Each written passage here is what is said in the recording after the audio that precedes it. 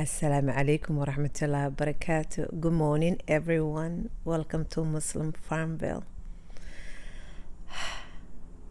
Today I woke up, alhamdulillah, and I said, how about if you practice the art of doing nothing? There is a Chinese saying, I probably will not sound it correctly, but I believe it sounds like this. Wu Wei, the art of doing nothing. That's what I would like to practice today. You guys have been watching us since spring, and we had the indoor garden started. We had to butcher some of the chickens. We had raised the baby chickens inside and take it outside to the big coop and chop trees and bring the indoor garden outside and bring the lambs, and few guests had come and gone. And so today when I woke up, I said, how about practicing the art of doing nothing? Some days we don't have to do so much. We're human. Even if you think about your car, if you have a car, when you drive so long, so far, it gets so hot, it needs to cool down. The tires complain, the oil needs changing, water, and all of that. Our body also needs to be taken care of that way. So I was telling myself, how about if you just chill? And doing so, I thought about it. Well, I am the person who's keeps the house together. And what do you have? So yesterday's leftover was rice and baked chicken. And last night I was able to make some bagels, sourdough bagels for the family. The children were crazy about it. And we have a little bit of dessert from a few days ago that I made sourdough sweet rolls, like buns, cinnabuns. And last night I made the combination, I believe, is elderberry and hibiscus tea for my husband and a friend who's visiting from Europe. And there's a leftover now. I'm just going to go ahead and warm that up. I think it just beeped. I tasted it. Normally I don't like leftover tea. I tasted this and I was like, oh, this tastes so good. I don't even have to make tea today. So let's practice the art of doing nothing. And nothing is wrong with that sometimes. We need to just chill. Let's go get some tea. Also, let's see the good. It's important that we see the good. All right. It is 10:07 a.m. And the tea is nice and warm. Delicious breakfast, baby. Yep, Anwar is having his nice, yummy, wet food, and he's got water. Bismillah, Anwar, enjoy it. Bismillah.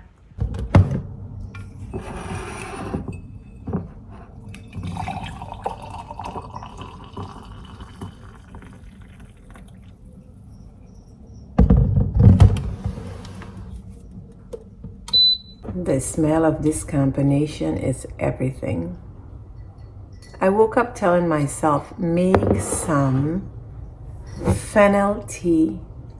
But when I saw this tea, I poured it a little more water and I was like, Today it's gonna be boosting my immune system with the elderberry and hibiscus.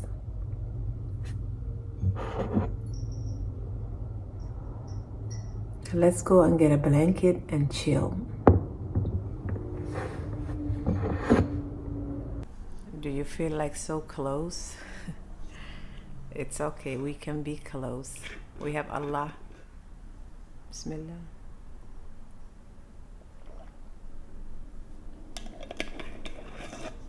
That's what today it's gonna be. Aqua, water, beer, whatever you call it. And tea for a while. And just breathe, unwind, slow living lifestyle, right? Once a while it's needed. It's needed. I grew up in Somalia, East Africa. Come closer. And in the middle of the day, dad comes from work, we come from school or Quran school, and subhanallah, mama has food ready, and we will all sit and eat from one plate. Everybody takes a nap. Okay, come closer. So everybody takes a nap for just 1 hour because the weather is so hot in the middle of after dhuhr. The neighbors, everybody, they know after dhuhr it's time to take a nap. And then I came here in the US, and I'm growing up, I'm watching people I know, and I hear the middle of the day you don't take a nap. That's laziness. And I thought, laziness? Oh my God. And if you think of it, the time of the Rasul, Prophet Muhammad sallallahu alaihi wasallam, in the middle of the day, when it's so hot, they took rest. So there's a wisdom to that in the middle of the day you stop, you pray, the family prays together, eats together, everybody lays down just for 1 hour. There's a wisdom to that. So now I have been telling myself, girl, you need to bring that back. It's not a laziness, there's a hikmah, wisdom with that. Inshallah. Let's have some of this tea. Bismillah.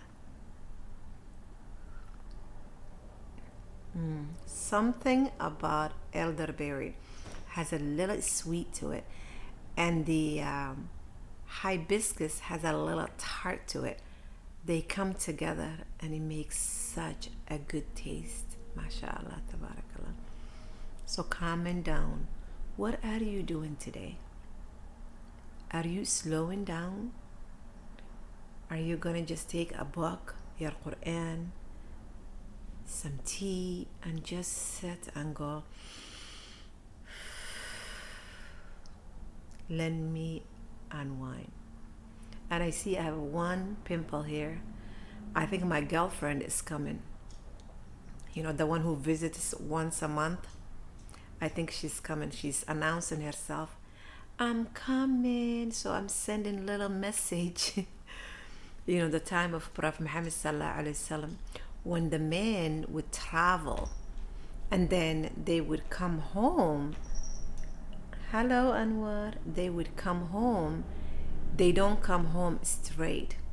They will go to the masjid to pray, and then they will send a message to their wife and say, go. They will send the little children and say, go my house and tell my wife I am in town and I'm coming. What a respect. So the woman will be able to clean her house or clean herself or prepare whatever she wants, and then the husband will come and visit. So now my best friend here, she's announcing that, remind me of that she's on the way. So when you're getting your cycle, there is a little signs. So we have to also slow down and say, okay, the week before, few days before, 2 weeks before, whatever it is, it's time to slow down and go, you know what, it's okay. I feel tired, I feel not so good of mood, or I'm burning out, I'm drained, whatever it is. Slow it down. Your body's craving for certain foods or drinks and, sweets or salty, whatever it is. Embrace that and take a little time and go, what's going on? I need to slow down. I need to nourish my body and my mind and my soul. Remove yourself also if you are in the middle of a lot of commotion going on. Family,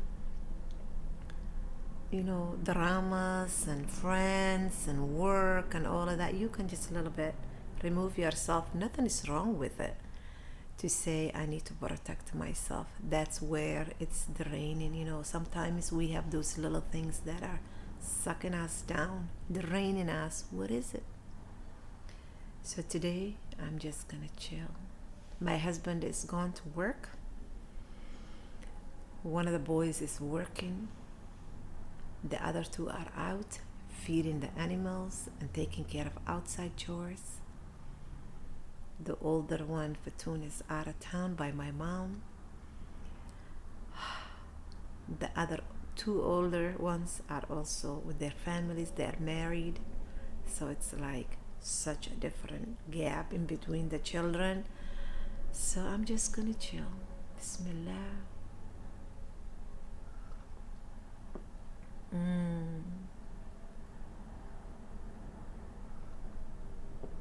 I remember when my children were really young, very young, I had a routine.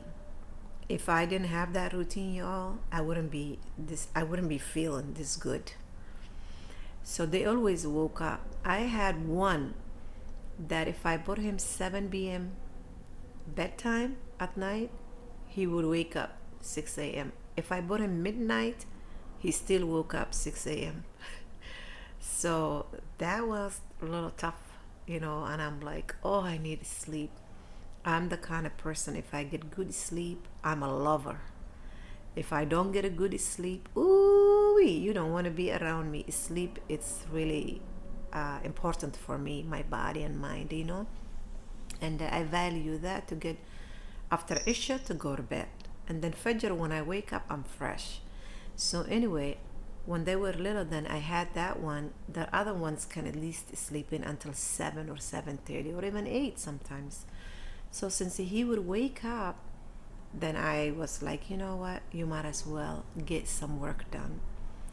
And he was a breakfast child. I would feed him right away, 7 o'clock, 6:30, 7 a.m. I'm already have my breakfast going. I remember days that lunch even is cooking by 9:30, 10 o'clock. That was a good way for me to have that routine. So when they wake up, the rest of them, I will be washing them. Sometimes some of them will wet themselves. Bed sheets have to be washed sometimes. But my lunch and breakfast, see, it's already going. So I will put them all together because they were so young. It's age. I remember being 4 and 3 and 2 and 1. And so I would feed them, let them go outside and play because we didn't have TV for so many years. So my husband will be like, send them outside. They need to play. They didn't have so many things that they can be inside to keep them busy. So by the time lunchtime comes, oh my God, I would feed them. I would pray. We will all be like, let's go ahead and rest.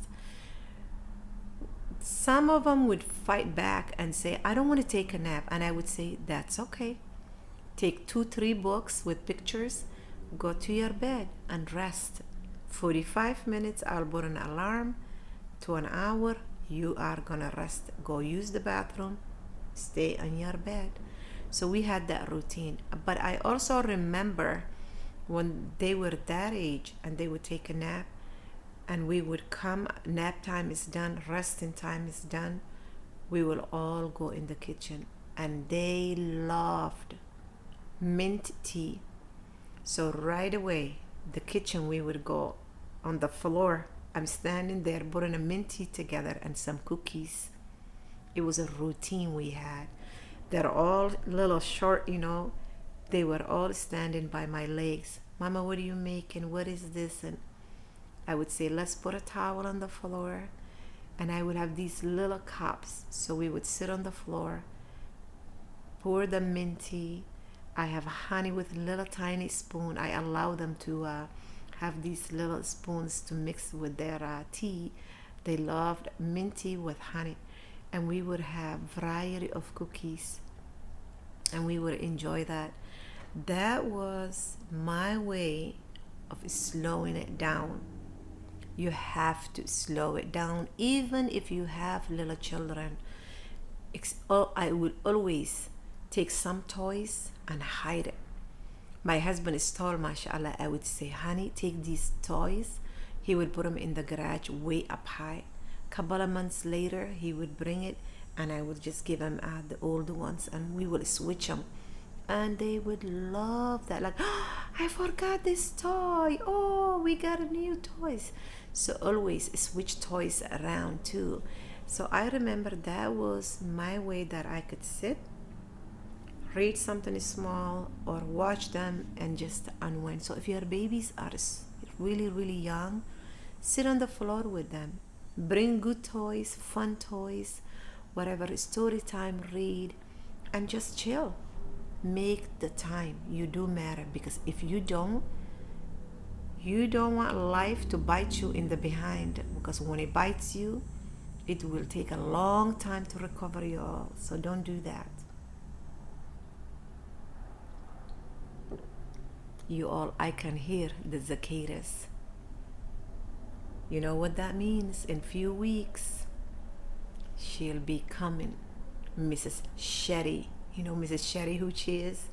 The fall, everything sheds, right? And look who's here. Anwar is there. Anwar, are you with me? When I slow down, he slows down with me. When I'm running in the kitchen, he runs in the kitchen with me. Oh, did I scare you? Did I scare you? Yeah. You are a lover, aren't you?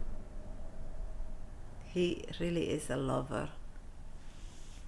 In the mornings, when my husband is home and does not have to go to work so early, he would get up and pour food for Anwar. Anwar would look at it and maybe nip a little bit.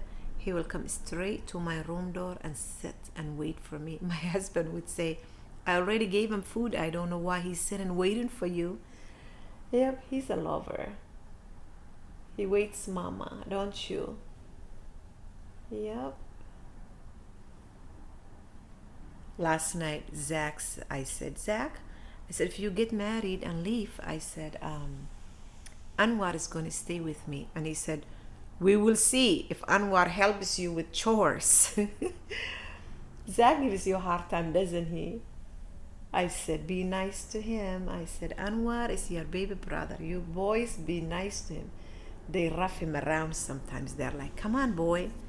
Be with the boys, don't they? Anyway, today I just wanted to sit and just unwind and remind myself the art of doing nothing. And I hope you can also practice that, because it helps us, especially as women. We were taught to be this strong root that never breaks. We do break. We do matter. Slow it down. That's what our channel is about, isn't it? Spirituality, sustainable, and slow living lifestyle.